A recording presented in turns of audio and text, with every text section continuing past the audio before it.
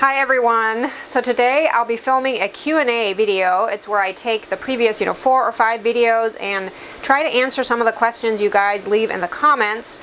Now my niece usually goes through and picks them out for me. I have no idea what's coming here, but I'll do my best to answer them. I always feel bad that I can't get to them all, but of course, time-wise that would be impossible. But thank you for leaving them. I really appreciate it. We have a chilly morning here in Ohio. It's beautiful out there, but I'm never really quite ready for chilly weather. I'm such a summer fan, but we do have beautiful fall here in Ohio. Can't complain. As you can see beside me here, I just trimmed these leaves off this morning. Some of the trees are, starting to turn. Most of them are still green. And I have a hot cup of tea here to warm my hands. And I even have my little heater going here in the shed, so that always helps. Really makes it cozy in here. Before getting into the questions here, I have a few things I want to address. First of all, I'm just blown away by the kindness of you guys. I know I've said that before, but truly I've been so blessed. You guys send me stuff on the mail, and I'm never sure, would you want to see videos on that? Should I be doing, unboxings? I always have mixed feelings about that for myself. I just feel sometimes if I sit down and show everyone what I'm getting, it almost looks like maybe I'm hinting for more, if that makes sense. That would not be how I feel, and I don't even feel that way. Like, I watch Garden Answer all the time, and she does these amazing fun unboxings, and I never feel that way about her. It's not that I even feel that way about other people, but I guess I'm always kind of paranoid about that. But yeah, let me know if you'd be interested in that. I could definitely, show you guys some of the things that I get. Just this t-shirt, for example, a kind lady, I consider her a friend. We've messaged back and forth through Etsy. Her name's Gwen. She's from Pennsylvania. And this beautiful shirt, it's Philippians 4:8. I'll try to get a close-up on the screen here for you so you guys can actually see it. But I think she may have bought herself one too, if I remember correctly, but I always think of her when I'm wearing it, and it just warms my heart. Thanks so much for everything you guys send. I know I don't always get back to, sending a thank you card out, or I guess if I do videos on this sort of thing, I could thank you through the video. But anyway, enough on that. Just know that it is appreciated. I guess one of the hardest things for me with having this channel has been to actually not be able to answer every little question and every message that I get. I'll be honest, I don't even open Instagram messages, guys. I'm just so terrible at that.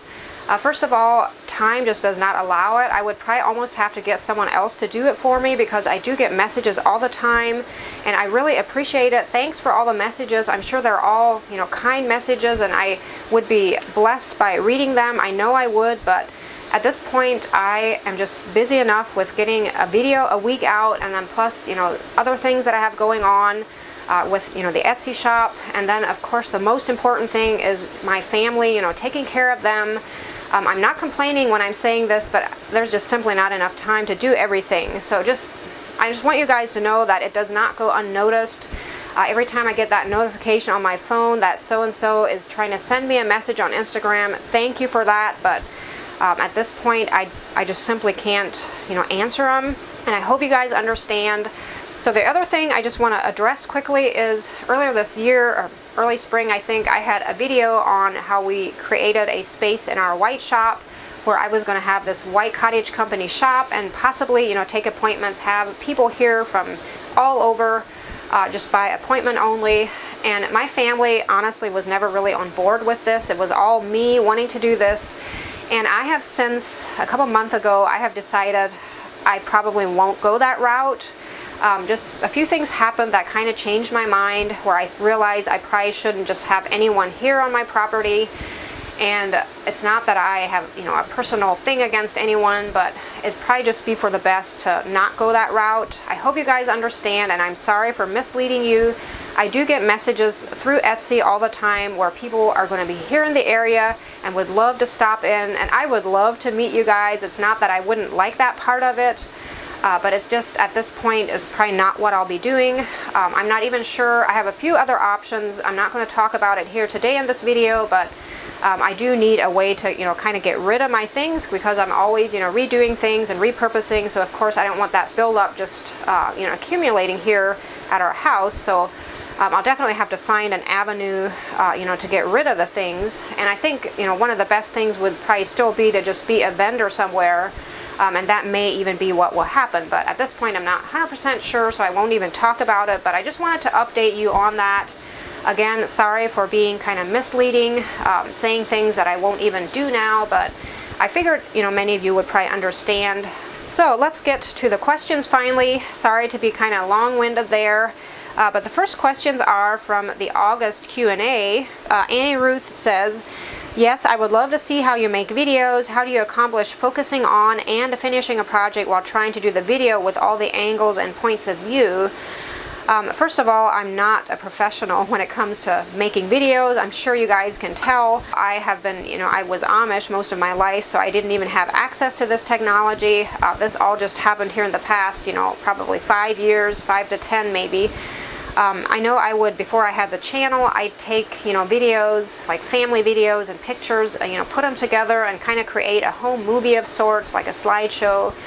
So I definitely had the interest of, you know, editing and making videos. It definitely makes it more fun to do it if you enjoy what you're doing, of course. I don't think I've ever just not been in the mood to edit a video. I still love it, even after a couple years here. The least favorite videos for me to edit are probably the Q&A ones. I get tired of hearing myself talk, and I'm just not, I don't have as much of a passion for these types of videos, I guess, as just going out and creating things and sharing with you guys. So looking back to my first video I ever made of, you know, repurposing a piece of furniture, which it was actually the buffet that is still in our kitchen. That was my first video. And I remember when I made that video, I thought this will never ever work. Like, this took me 5 times as long to paint that piece of furniture just because I had to take my camera with me and talk, you know, and show everything. And I'm an impatient person, so when I go to do something, I like to do it fast and efficiently, or I try to. And just having that extra, you know, taking again that camera with me, I almost didn't even create this channel because of that. But I decided I wouldn't give up. I'm going to keep, you know, doing projects and just kind of see what happens. And I have to say, it definitely gets better with time. Now it's just, I don't even think about it when I'm doing a project. I just take that camera with me and set it up on whatever angle I feel is, you know, best, you know, that people can tell what I'm doing. But I'll have to think about this one as far as actually making a video on me making a video. I'll just have to see. Again, I don't feel like I'm the right YouTuber to do that, but I appreciate the interest though, and, you know, maybe wanting to see something like that. Just a normal person, I guess, you know, creating videos. Holly Sloan says, can we visit your shop yet? My mother-in-law and I are so excited to see it. Love your videos. You're so inspirational. Well, thanks for that comment. And I guess I did address that at the beginning of the video. Like I said, I do get a lot of questions about it. It's not that I wouldn't just love to meet you all, but at this point, it's probably not really possible here, you know, at our home to do something like that. So Rebecca D says, what editing program do you use to do your videos? I use Adobe Premiere Elements. Love that program. I know there's a pro version out there. Adobe has a pro version, but I feel for what I need it for, you know, the basic one really works quite well. And I pay $99 for it. And right now, I'm not even sure, is that a yearly charge or was that a one-time charge? Let me look that up for you.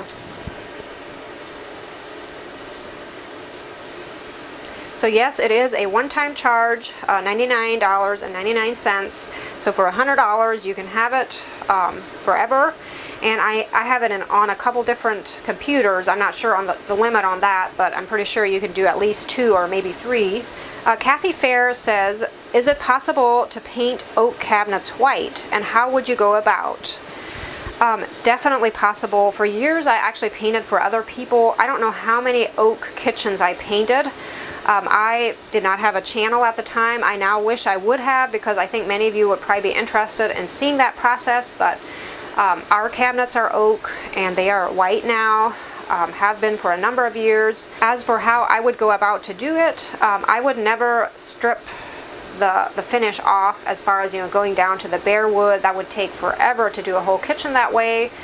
I would normally just take my sander over the doors and the drawers. Of course, I take those off to paint them, And when I did this for other people, I would actually go to their homes, and sometimes they would take the doors and the drawers off themselves, but sometimes I would do it.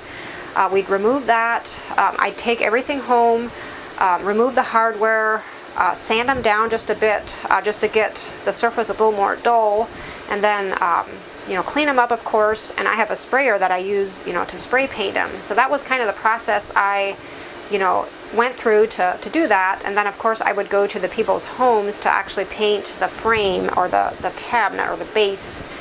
And then I would need to use a roller and a brush. I did not use my sprayer in people's homes. But as far as what kind of paint, I always just use my go-to paint, Do It Best brand, paint and primer in one. I would then seal the cabinets with a polyacrylic. Usually, now and then I did a kitchen where I didn't even do the polyacrylic step.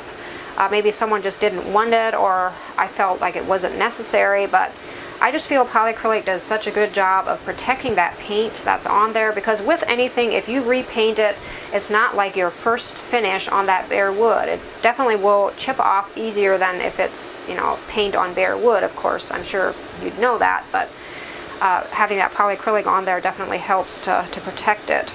And then of course any distressing, or some people, you know, wanted the edges, you know, distressed, that would of course be done before applying the polyacrylic.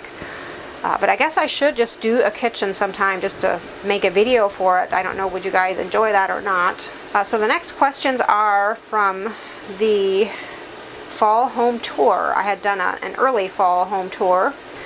So Lisa Walter says, everything looks so beautiful. Thank you. Fall is my favorite season. The colors and temperatures are so relaxing. I agree with that. Did you make your drapes in the living room? Yes, I did, or partially. I just bought sheer panels at Walmart, and then I bought fabric and cut strips to sew onto the panels. And I actually have these available on my Etsy shop. They're not exactly the same as the ones in our living room because I was not able to find that tan color. For some reason, I think it's a hard color to find, because that is a project I want to work on soon here, is finding another tan fabric. And I'm going to try to get them just a shade lighter than the ones on my Etsy shop. Maybe more like, you know, as close to my living room ones as possible. Lois Harry says, question, does your husband notice when you redecorate for the seasons?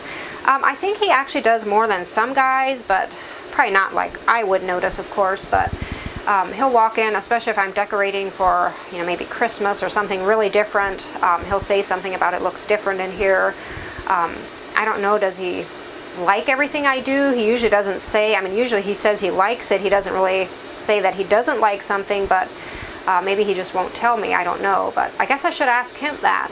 Melody asks about the husk wreath. Do you do anything special to it when you store it? I would like to attempt making one, but I'm unsure how they are stored. I'm amazed myself at how nice that wreath is staying for me. I don't do anything special with it. It's actually stored in we have a storage that isn't heated. It's like a crawl space in our you know, edge of the roof, or almost like an attic, I guess you could call it. It's really not a nice storage space. I always dream of having a room someday, but for now we just, you know, don't have anything extra. But I guess some of the months that I store it, it would be, you know, cold. But then some of the months it would be hot too. So I guess there's really nothing special that, you know, happens to it. I just put it in storage and then get it out in the fall again, and it looks the same. I see my battery light has been blinking for the past 10 minutes here, so I better change that before I lose everything.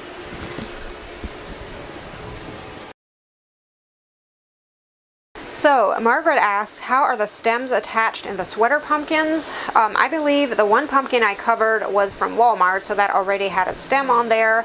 But the others were some that I had made out of rolls of toilet paper. And when I made those, you know, there was a hole in the middle, so I just stuck a stem in there. And I believe when I put the sweater material, you know, over that, I have to think how I did it, but I think I probably removed the stem and then tucked that sweater in there and then stuck the stem back in. I'm trying to think if I ended up maybe gluing it. You could always hot glue it on there too. Gail Murphy asks, I can never find fresh bittersweet. Do you harvest it from your property? I wish. I love bittersweet too, and I always have a hard time finding it too. The one that I had showed you guys in the video was from Blessing Acres Produce. I talk about that place all the time, but last year she had some. Now this year, so far I haven't seen any, but She usually has a few bunches, hanging there for sale. But yeah, I'd be kind of interested in knowing, do any of you have bittersweet yourself? Is that just a shrub or a bush you plant and then you can harvest it yourself? I could probably do some Google research too, but I'd be curious if any of you have any tips on that. April says, so happy for you regarding your website. Thank you, I appreciate that. Did you use user-friendly service and do it yourself, or did you hire someone to design it? It can be so expensive to get one designed, and I'm trying to get my hubby to jump in with both feet and get one going for our family business of 26 years. Wow. Yeah, I just did it myself. I used Shopify, and honestly, I had checked in about getting someone to do it for me simply because of just the lack of time. I just felt like I didn't have the time to do it, and it was so expensive. I just decided to do it myself, even if it takes longer to get it up and going. And so far, I have really liked Shopify, the platform. It's probably not, I'm fairly new at it as of yet, but maybe I'll run into things, later on that I'll wish I had someone to, that actually did it for me to help me out. But so far, it's been, worth it. Although it's fine if someone, wants to just get someone to do it. I totally understand that too. The next question here, how do you keep real branches from drooping and losing its leaves? I did that last year and had to throw it out the next day.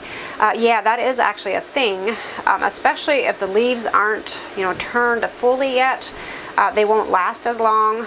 So I kind of like going out and plucking, branches here and there. So I don't really mind just doing that every week or whatever, but they do get kind of wilty if they're still green, especially. Now the ones that I had just taken off this morning, I did add a little bit of water in my vase, but I really think I wouldn't have had to, because these will probably stay nice longer because they're more, colored. So we're ready for the next video here. It's the old wood decor. Dexter's mom says, just one question, how long will vinyl adhere to the wood? Did you use a sealer? I actually get a lot of questions about that, about sealing vinyl. I've never done that. I probably wouldn't dare to do that, because I'd be afraid if I were to, spray or brush a sealer over a vinyl decal, it would kind of creep underneath that vinyl and maybe pull it up or create bubbles or something. So I've never done that. And the vinyl I use, Oracle 631 vinyl, is such a good vinyl. I am fairly confident it will stay put as long as I don't want to peel it off. So I'm not, really worried about that. So the next question here is Angela Rogers. Thanks for the nice comment. I was wondering, do you ever use or save the negative side of your vinyl transfer to use on another project? I noticed you throwing away the excess vinyl. If so, can you show us how you save this excess vinyl? That's actually a good question. I used to think a lot about that right when I got my Cameo. I just felt, this vinyl is kind of expensive, and here I'm just tearing most of it off. But it would almost be impossible, I think, to reuse it or to use it for another stencil in this case. I think what you're referring to is you would be, let's say we want to make a decal, like can we pull that off and then use that part to make, a stencil, like put that on a piece of wood and, color the letters in or whatever. But something you'd need to keep in mind is you would actually need your center of some of the letters, like the O's and the R, like capital R's and A's. You would need that center part also, to make your stencil with, if that makes sense. It would kind of be difficult, because by the time you have that pulled off and laid out, somehow you need to hold it together so it doesn't get scrunched up. For me, it was just easier to make another one. If anyone has any tips on that, I'd be curious, but I almost think it wouldn't really work. Sarah is saying, I've asked this question before and I hope it gets picked for your next Q&A. You're in luck. What big project, if any, are you thinking of doing in your house? Not that I think it needs it, but I was just wondering. It's kind of funny because you probably know me well enough to know that I always have projects in my mind no matter what. Like, it just seems I don't know, I just always need to have something that I think of doing next in our home. And right now it's just due to lack of time that I'm not really doing any project in there besides just, redecorating or whatever. But our upstairs, like I'm talking about the third level in our home, which is where the boys' bedrooms are, and there's a bathroom up there and like a family room. It just needs so much help. I would be almost embarrassed to show you guys. Maybe one of these days I'll be brave enough to just take an uncensored video of some of the areas in that upstairs, and one of them is the bathroom up there. I can't wait to get to that eventually. I'm not quite sure what I'll do with it yet, but it does need some major help. I had about, maybe 15 years ago, I had actually bought a peel and stick vinyl squares from Dollar General, and I had put those on the floor just to cover up the old linoleum. I did not like the look of that old linoleum. And for a while it actually kind of looked better than the old linoleum, but you can imagine after 15 years later how it looks. These squares, again, from Dollar General, some of them slid around or are kind of up and broken off, and it just looks terrible, and just everything's so outdated up there. The whole upstairs basically is pretty much outdated. The boys' rooms, not too bad, but they could use some help too. So that's definitely a project for the future here, is the upstairs. Can an oil-based polyurethane be used or be applied over chalk paint and antique wax? Definitely, anything oil-based you can apply over anything and it'll stay put, usually, from my experience. And I really try to stay away from any oil-based products, but at times I have used it already. Definitely over chalk paint, that would be a good option, because chalk paint is so matte and kind of hard to clean then sometimes, and applying that oil-based product over there would definitely help with making it easier to clean. But I would always recommend the polyacrylic. It's Minwax brand water-based polyacrylic. I would 100% recommend that over anything oil-based, but that's just my opinion. NPAC says, I love everything you make and design, thank you. But why don't you practice safety? No safety glasses and open-toed flip-flops. Please set a good example for safety precautions. I worry about you. Well, first of all, thank you for your concern. I really do appreciate that. So I probably shouldn't even really address questions like this, because I just never want to come across as sounding sassy or like I don't care, or I don't mean it that way. But I'll be honest here, guys, I never ever feel unsafe in my shop when I'm working. And if I make videos like this, and if I'm doing projects, I'm probably gonna just do how I feel the most comfortable. I don't know, I guess I don't really worry about things like that. Maybe I should more. I should probably put, like, I don't know, would you call them disclaimers or something in some of my videos, where I actually would take the time to kind of say, just because I'm doing it this way without wearing this or this, just make sure you guys don't do that at home. Do what you feel is best. Read over your instructions and just kind of pick out what you feel is the safest for you. And I guess it kind of all boils down to that. I feel like God gave us brains to use our own judgment. We definitely have different opinions sometimes when it comes to health and safety. Let's say I'm at the grocery store and I see someone in there with a cart full of pop and chips. To me, honestly, that is probably more unsafe than me wearing flip-flops in my own shop at home. Will I go up to them and tell them they're being a bad example to me by buying that? Probably not, but in my mind, I'll just know what to guard against and what to, wear.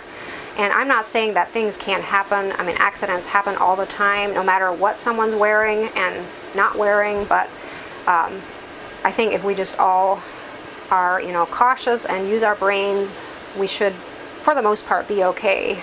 So the next questions here are from the weekly food prep videos. Michelle is asking, why did you poke the top of the bread with a fork? I actually got a lot of questions about that. I probably should have explained it in the video, but that is actually to get rid of any air bubbles that would be trapped in the bread. I've already tried it without doing that, and sometimes I'll get weird growths coming out of my bread, so I've just learned that it really helps to poke it with a fork. Joy Shaner says, question, how did you get involved with videoing your interests, like your woodworking, decorating, cooking, etc.? So glad you did. Well, thank you. It's kind of a long story on why I started this channel, so I won't really get into that in this video. Someday I'll make a video and kind of share that, but just the short version is definitely, I just love the idea of inspiring people. It started out with projects like furniture projects where I redid a piece, and I thought, if I can just share this with people, they can see how much cheer that can bring into a room and into one's life if you actually just give a little makeover to something. So I guess that's why I started it. I thought I want to try to just encourage people to maybe not throw out things that still have some potential use. And then as far as the cooking, I know that really has nothing to do sometimes with what my channel is about, but sometimes I get into a pinch where we had actually taken a family vacation here a couple weeks ago, so beforehand I had to make, you know, extra videos. So sometimes I'll just take something that I need to do anyway, like before a vacation. In this case, it was like a food prep for a week, and just make a video of that. That kind of helps me out, so I'm not really just doing something extra again for a video, if that makes sense. And I really appreciate you guys watching those too, because again, I realize it's not really why I started this channel, but if I can be inspiring in another way, I'll definitely do that too, if at all possible. Lindy TN is asking, I love the apron, do you make them? I did make the first ones. I kind of created my own pattern by just looking off of another one of my old favorites, and then I have a seamstress that actually sews them for me for the website.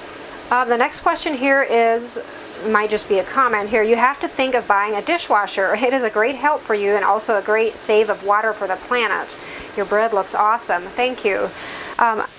Dishwasher, I'm just not bothered by. I don't mind washing dishes by hand. I'm thinking maybe once I'd actually have a dishwasher, I'd probably think, how did I ever do without? It's probably one of those things, but I sure don't mind it. I don't even think about it. And as far as saving water, we are blessed here on our property with a spring. We have two big cisterns in the ground wherein a spring flows into there, and that is actually most of the water we use in our home is from that. Now we do have some city water also for our drinking water and what we shower with, but for the most part, you know, the laundry, the toilets, the outdoor hydrants are from the spring. So it's kind of cool that, you know, to be able to use, you know, what is naturally here. So the last set of questions here are from the thrifting video from a couple weeks ago. Wilma is asking, how often do you go thrift shopping? Not as often as I'd want to, that's for sure. But as far as the local thrift stores, like the one in Berlin and the one in Millersburg, I frequent more than the others. Simply, sometimes I'll just stop in if I'm in town anyway and see if they have anything new. But as far as just taking a day and going, that probably hasn't happened in, I don't know, 6 months or more. But yeah, it's definitely a lot of fun. Kate Lamb says, great finds, love your father's car. Did he restore it himself or buy it already done? Also, you can tell us, did you get on it on those straightaways? I bet you did.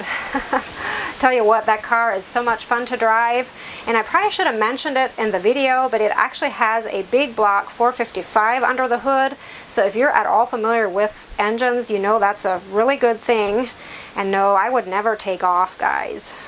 And he did restore most of it himself, and I'll try to flash a before picture on here of what it looked like before it was silver and black. He did get someone else to paint it, but he is really good with, you know, working on, you know, underneath the hood and just changing, you know, different things on it himself. It's kind of like a hobby to him, actually. Kathy says, fun video. Is your dad also a Mennonite? Yeah, my parents actually attend the same church we do, which is a Mennonite church. So just looking over some of the last questions and comments here, it looks like a lot of them have to do with Dad's old car, and I kind of addressed those already, so that pretty much concludes all of the questions. I was really impressed to see that a lot of you are car enthusiasts too. I think they're so much fun, and I think for me it kind of goes with enjoying and appreciating old things. You know, I like antiques, and I always think, you know, the stories they could tell if they could talk. And when I'm driving an old car, I just think, oh, if I could just go back in time. I kind of let myself imagine that I'm actually back in the 70s maybe, and I also think of all the stories the car could probably tell if it could talk. You know, it's just, I guess it's a nostalgic kind of thing for me, but I definitely, yeah, have an appreciation for them. My dad actually has several cars, and I myself actually own an old car too. I've never really showed it on my channel, but definitely a lot of fun. So I guess that is all of the questions for today, and I wish I could get the scent in here to you guys. I have an orange and peppercorn candle burning here, and it smells so good. Definitely one of my favorite scents. We started stocking these candles year-round. We just had them last year as a new scent, like a fall scent, and it ended up being so popular we just kept it year-round. But to me it's always more of a fall scent for some reason, but it smells so good. So thanks for hanging out with me. I really appreciate it. I hope you're all having a great day, and I look forward to seeing you in the next one. Bye!